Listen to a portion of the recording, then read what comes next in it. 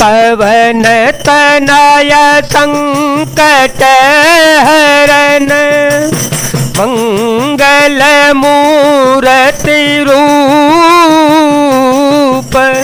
राम लसन सीता सहित हृदय बसो सुर भूप कपि करे हृदय विचार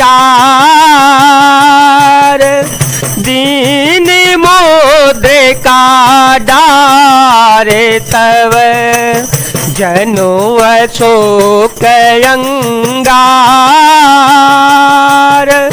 दीन हर से उठे कर गए हो। तब हनुमान जी ने हृदय में विचार कर सीता जी के सामने अंगूठी डाल दी, मानो अशोक ने अंगारा दे दिया। यह समझकर सीता जी ने हर्षित होकर उसको हाथों में ले लिया। तब देखी मुद्रिका मनोहर राम नाम अंकित अति सुंदर चकित चितव मुदरी पहचानी हर्ष विषाद हृदय कुलानी जीते को सकई जय रघुराई जीते को सकई जय रघुराई माया ते सिर नहीं जाए सीता मन विचार कर नाना मधुर वचन बोले ओ हनुमाना। तब उन्होंने राम नाम से अंकित अत्यंत सुंदर एवं मनोहर अंगूठी देखी। अंगूठी को पहचान कर सीता जी आश्चर्यचकित होकर उसे देखने लगी और हर्ष तथा विषाद से हृदय में आकुला उठी।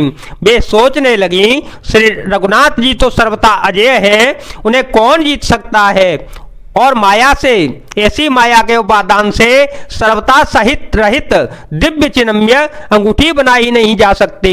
सीता जी मन में अनेक प्रकार के विचार कर रही थीं। इसी समय हनुमान जी मधुर वचन बोले, रामचंद्र गुण बरने लागा सुनता है सीता कर दुख भागा लागी सोने श्रवण मन लाए आदे होते सब कथा सुनाए श्रवणामृत जही कथा सोहाए कही सो प्रगट होते के न भाए तब हनुमत निकट चले गयो फिर बैठी मन विस्मय भयो फिर बैठी मन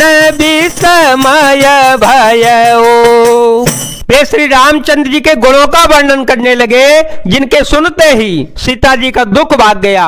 वे कान और मन लगाकर उन्हें सुनने लगी। हनुमान जी ने आज से लेकर सारी कथा कह सुनाई। सीता जी बोली, जिसने कानों के लिए अमृत रूप यह सुंदर कथा कही, हे भाई प्रकट क्यों नहीं होता।